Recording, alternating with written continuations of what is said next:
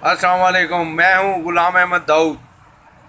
आज कुछ हिसाब किताब करते हैं। बताया जा रहा है कि एक जो ये मिज़ाइल है ये $1 मिलियन, $2 मिलियन से लेकर $10 मिलियन तक मिज़ाइल है। चलो, ये कोई इसराइल पर जो बरसाए गए हैं शायद ये कोई सस्ते हों, कोई ऐसे बल्क में इन्होंने कहीं से ले लिए हों या कोई ऐसे।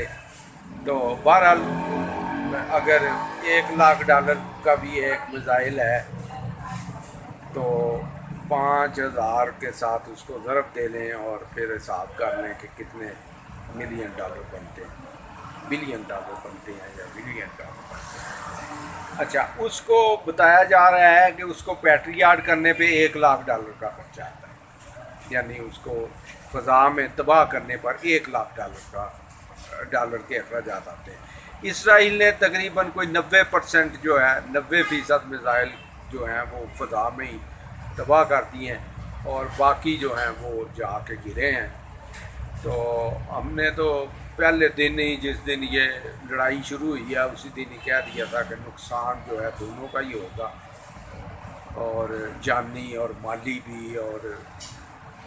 और समाजी भी, और कितने लोग जो हैं वो यतीम होंगे, कितने इंसानों की जो है वो सादत हसन मंटो का मुझे याद आता है, एक जगह वो जिक्र करता है, वो कहने लगा जी कि तकसीम के वक्त हिंदू कहते हैं हमने 50 लाख मुसलमानों को कत्ल कर दिया, और मुसलमान कहते हैं हमने 10 लाख हिंदुओं को कत्ल कर दिया।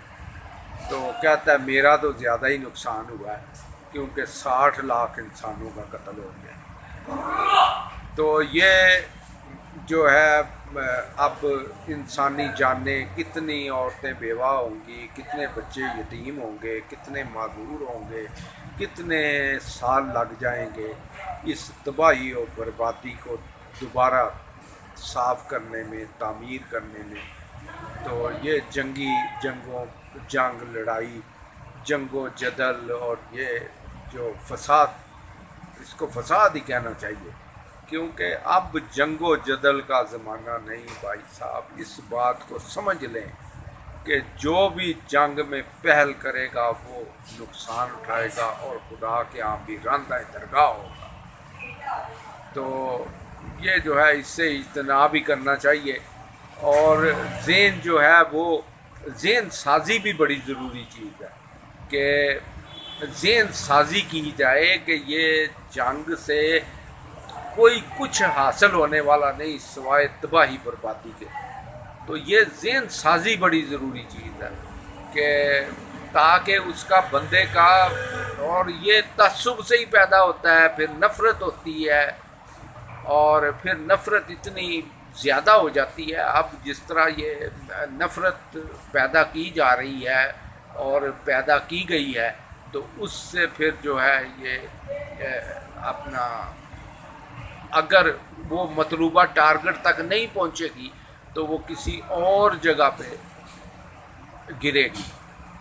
जैसे ये नफ़रत का समझे मिज़ाइल है, बम है, और आपने फेंक दिया तो वो निशाने पे लगा या नहीं लगा, लेकिन वो जिस जगह भी जाके लगेगा तो उस जगह पे वो तबाही लाएगा।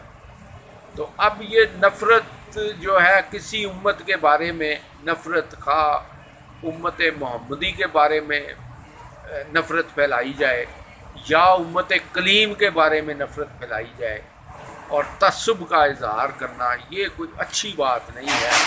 इससे जो है वो इसका नुकसान उसी को ही होगा ज़्यादा जो नफ़रत फैलाएगा ज़्यादा। यानी आप अगर नफ़रत फैलाते हैं और आपने बम जला दिया है तो वो बम ने किसी जगह गिरना है, आपके टारगेट पर अगर ना गिरे तो वो दूसरी जगह गिरेगा और वहाँ पे वो तबाही उसी तरह ही लाएगा जिस तरह के आप चाहते हैं कि आपका टारगेट जो है वो तबाह हो, लेकिन वो टारगेट पर नहीं गिरा, वो हम पर अपने पर ही गिर गया। बैक फायर करता है ये।